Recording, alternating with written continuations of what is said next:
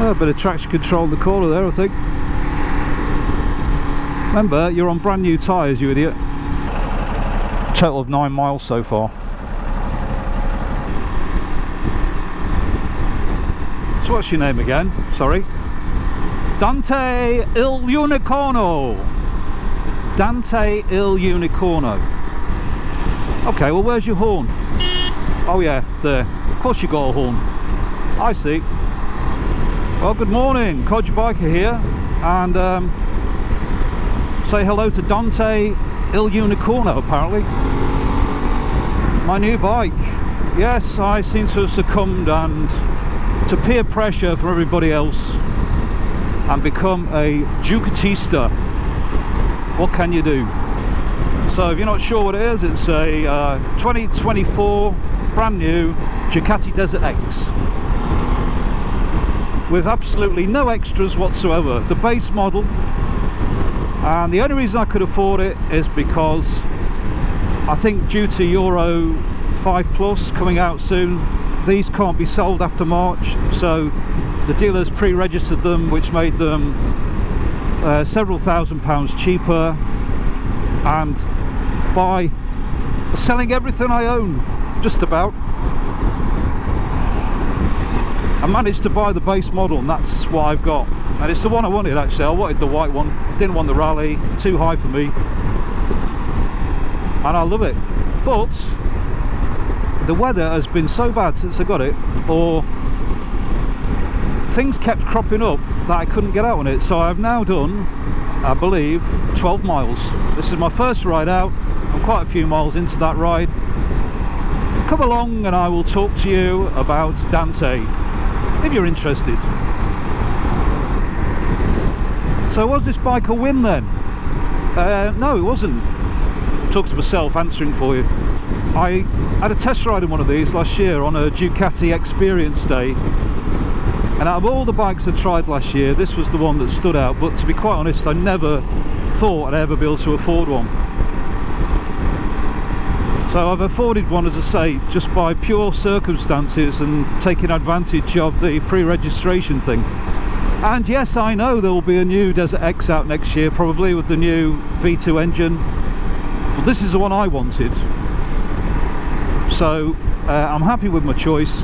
And also, if I wait another year, I wouldn't be able to afford the new one, the new version probably, and I'd be a year older. That's a year's riding gone, which is a factor when you get older. You don't realise when you're younger, but you don't know how many more years of riding you've got left.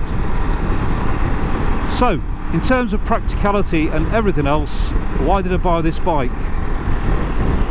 For no practical reason whatsoever. There is no rational reason for me to have this bike that I can think of. But that's not why I bought it. I bought it for totally irrational reasons, in that I absolutely love the things. And now I own one, and I'm so glad. Sometimes in life you just have to take a chance and go for it, and that's what I've done with this. I'll be skint for many months. But I own a Ducati DesertX, all in white, just like I wanted. Il Unicorno! Oh, gotta take it easy. Speed cameras on this bridge, and I'm running him in. He doesn't say a lot yet, but I'm not sure he speaks English very well. Ciao, baby! Okay. I'm sure he'll pick it up. He'll pick up English faster than I can pick up Italian, that's for sure. I'm not very good at languages these days.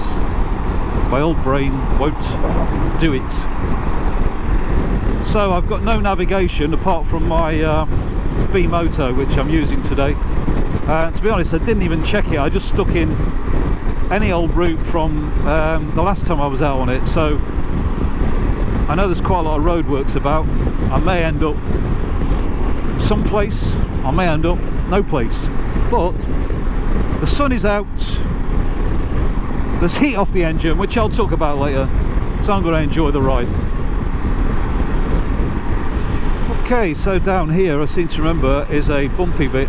It'll be interesting to see how it copes. I'm in touring mode, sort of standard mode with the bike. Can't do too many revs because I'm running it in. As I say, I've got brand new tyres, 15 miles on the clock now. Another amazing thing is the rear brake. I can pull up at the lights in city on the rear brake, which is just so much nicer than having to fiddle about modulating the front brake. But I mustn't let it get me into bad habits. Also, I've just found out, because I didn't know, it has auto switching indicators. They turn off. That's absolutely brilliant too, because I often forget. Right, let's see how they get on these bumps, because this can be quite a testing bit of bumpy road. That's quite good. I'm doing the speed limit. Not too bad at all. The suspension's just as it came. I haven't bothered to alter it.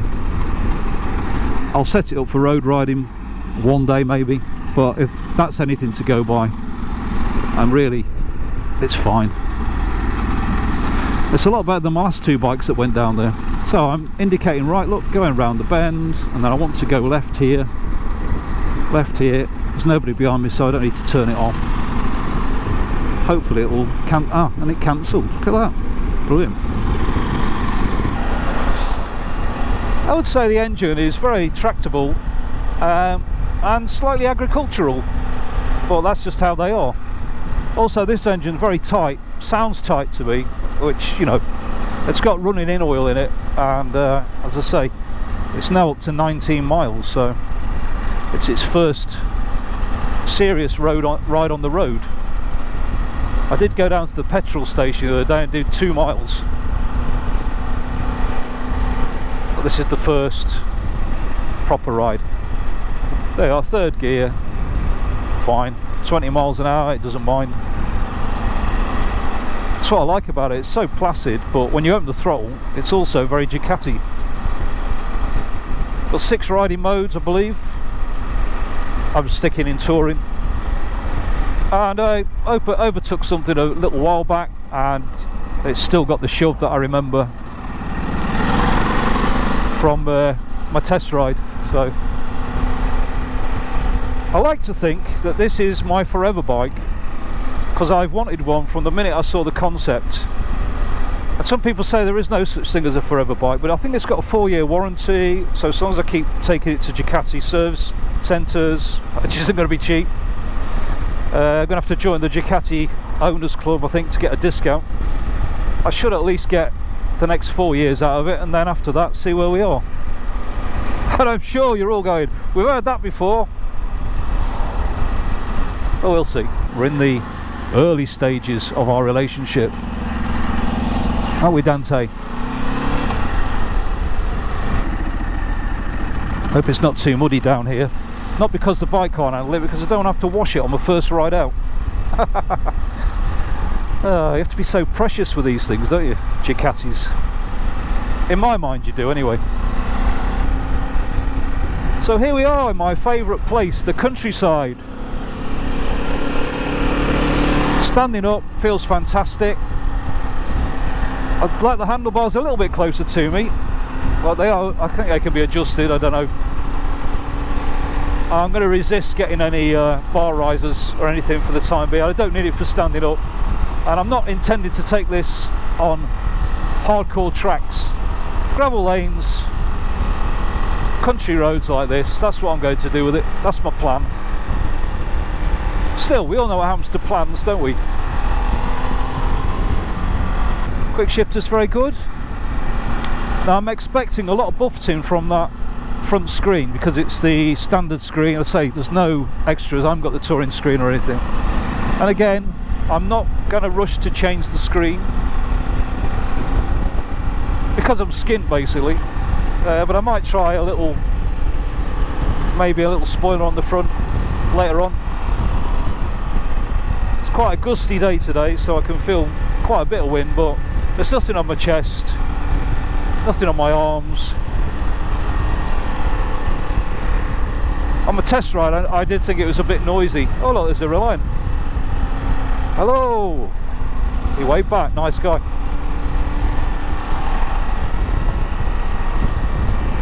So, using my beeline. Quick shift is very good on it.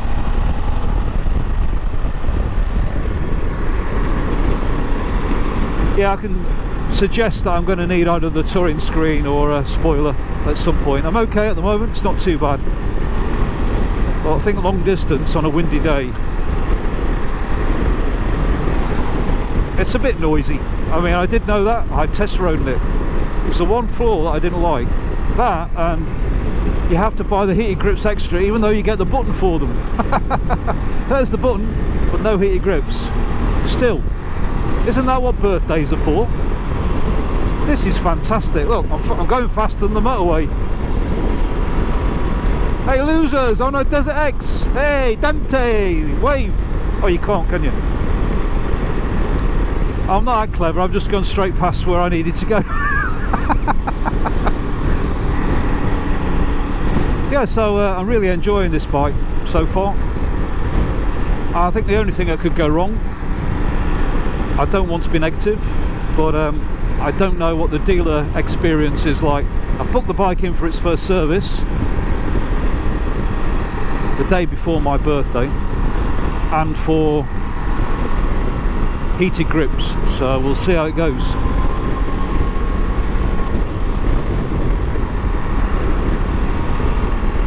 Because this bike for me is perfect in my life at this moment in time. I keep telling myself that because I spent all my money on it. So there's a case of it's got to be perfect. You've got to be. Oh, the balance of it is fantastic. Just ease up on the rear brake and it just stays upright. Concentrate down here.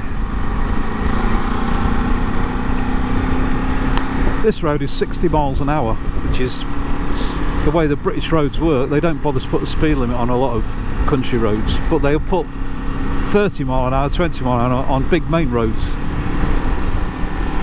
We're a bit mad over this way. Yeah, one thing I'd need to report is, because I've not had a lithium ion battery before, starting is not necessarily great. Alright, on a cold day. Now the bike's got to be out in the wind on a minus day, so the battery gets completely chilled, and then the bike doesn't want to start or run. It's very strange. There's enough current to turn the engine over, but it won't fire up properly, or it misfires, or it cuts out. So if you see the video above, you'll see how I dealt with that, and it's not going to be a very common occurrence. And there is an AGM battery for 50 quid that you can put in, I think, that will solve all that. So if I was commuting on this and I was leaving it outside all day, I definitely would put the AGM battery on it. But as I don't have to do that anymore, then I think I'll be okay. And I know there are workarounds about putting the headlight on and things, so if I'm out and get caught out, I'll do that. I don't think when you're riding, the battery's quite warms up, stays warm for a few hours, so it's not really going to be a problem for me, I don't think. But it was a bit alarming the first time until I learned what to do. Anyway, see the video above. That was my solution to it. I wouldn't recommend it for anybody else.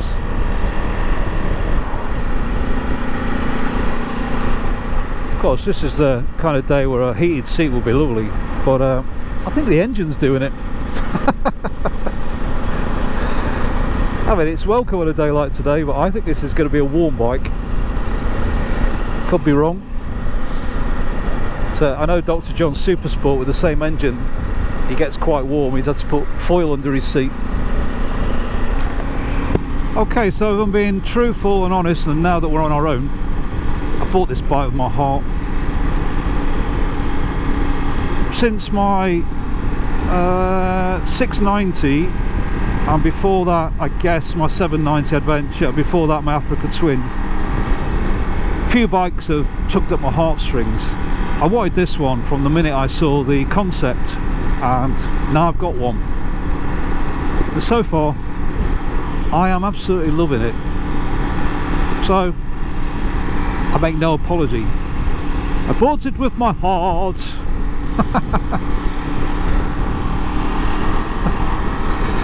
And my credit card. Now, can I do a U-E in that much space? Let's see. First U-turn. Oh, that's alright. That was okay.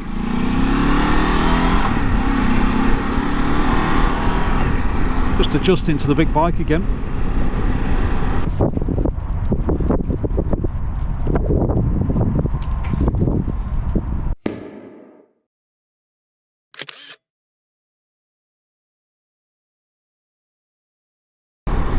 So the positives then, well,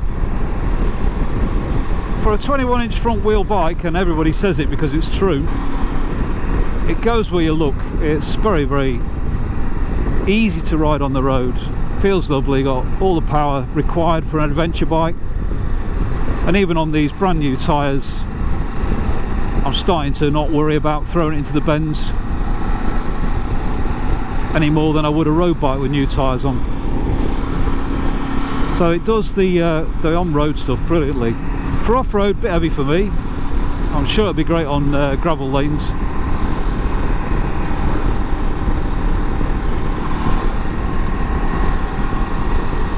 But it's a beautiful thing, that's what I like about it. It's my first Ducati, never had one before, never thought I would be worthy of one. So either Ducati have come down to my level, or I'm peaking. But I tell you what, if I get buyer's remorse, I'll let you know. Hopefully that won't happen.